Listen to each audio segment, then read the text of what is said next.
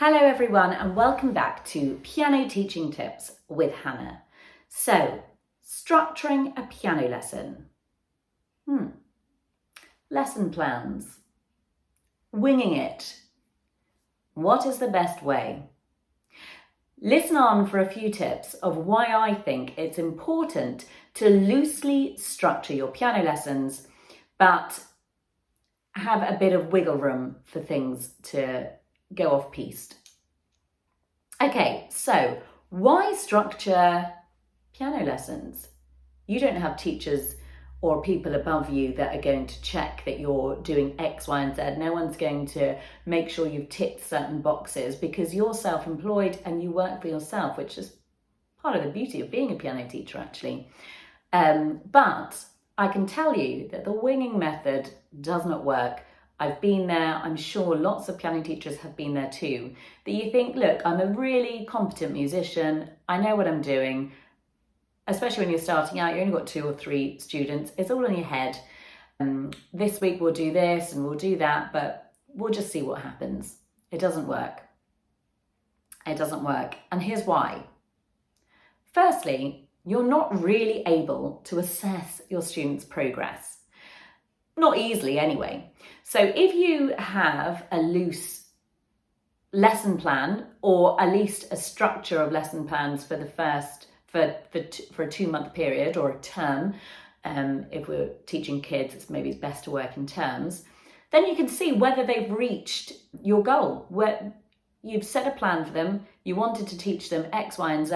Have they learnt it? Yes or no? Much simpler.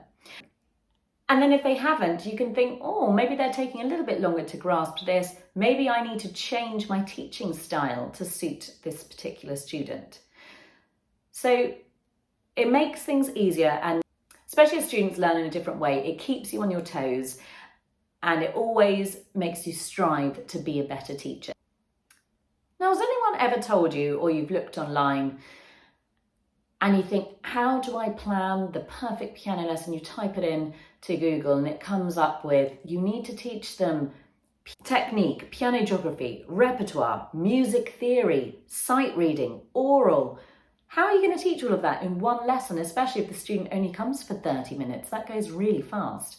Well, you can't. You can't teach that all in one lesson, and that's why it's good to structure a group of lessons. We think, oh, today we're going to focus mainly on repertoire and sight reading. We'll do that for a couple of weeks, and then we're going to do a bit more with oral. So that way you break it up a little bit more. It makes it more manageable for you. You're creating a great overall musician, but in more of a structured way. So that's another reason you can actually fit more in if you plan your piano lessons over a period of time. Now, when you plan and structure your piano lessons, they might not always go to plan.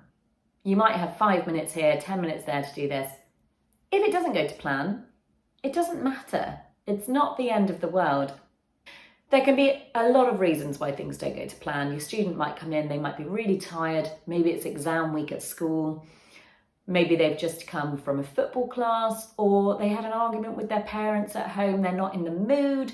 There's loads of reasons why your plan might not work for them, and that's okay. You also might find that you're doing part of your plan. Maybe you're doing a sight reading wheel where they have to play a little bar each section, and they're loving it, and you think, oh, actually now we need to go on to the next section. No, stay with it. If you've got a child that is engaged and they're really enjoying an activity, do it for longer. Maybe do it for the whole lesson. That's absolutely fine. So you don't always have to stick with your plan, and there's a lot of reasons why it may not go to plan, and it's okay. Now, it can seem a little bit overwhelming to structure your piano lessons at first. Or not even at first, maybe when you've finally got 30 or 40 students, then it seems almost impossible, that it's a real full-time job and you've got no time to do anything else. It will get easier. And the more plans that you do over a period of time, the better you're going to get at them, and the better you'll be at seeing what sort of teaching styles work for certain students. So there you have it. That's why it's important to plan your lessons.